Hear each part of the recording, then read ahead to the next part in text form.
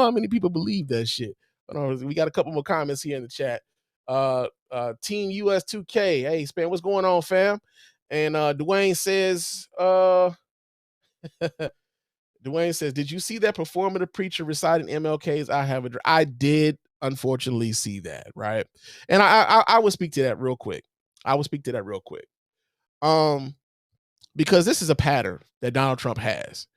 And that preacher is actually from here in Detroit.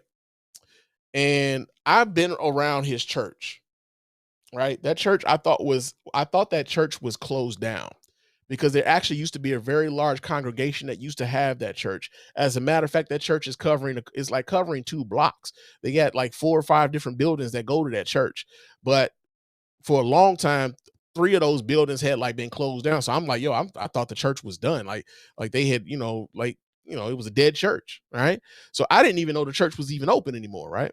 And so the pastor that was actually up there doing that benediction for Donald Trump was the pastor of that church in Detroit, right?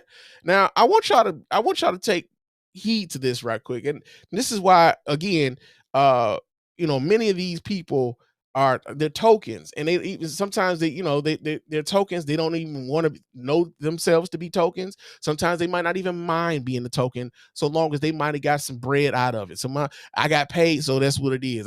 In much the same way that Soulja Boy got paid, and Snoop got paid, and Rick Ross got paid. Like all they care about is they got paid, right?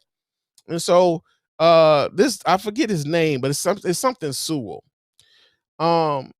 Let me ask y'all something, and I'm being real with y'all real quick. When was the last time y'all saw Daryl Scott in relation to anything going on with Donald Trump? Y'all remember him? Daryl Scott, that pastor that came out, I want to say it was like Cleveland. It was all over the place back in the early 2016, 15 and stuff like that when Donald Trump was campaigning before. Y'all ain't seen his ass nowhere at all, have you? There was another pastor here in Detroit, man. His name was like Bishop T something Jackson or whatever. He had a church here. Donald Trump was at his church the last time he was running for president. His church ain't even there no more. Y'all ain't seen that nigga since. I ain't seen that motherfucker at all. What about that big that big dude that was I want to say he came out of North Carolina, South Carolina, one of those Carolinas, man. He was a pastor. They found out he was scamming and shit. He was out here stumping for Donald Trump. His name was Mark Burns. Y'all seen Mark Burns out here at all? I ain't seen him in a while. All right.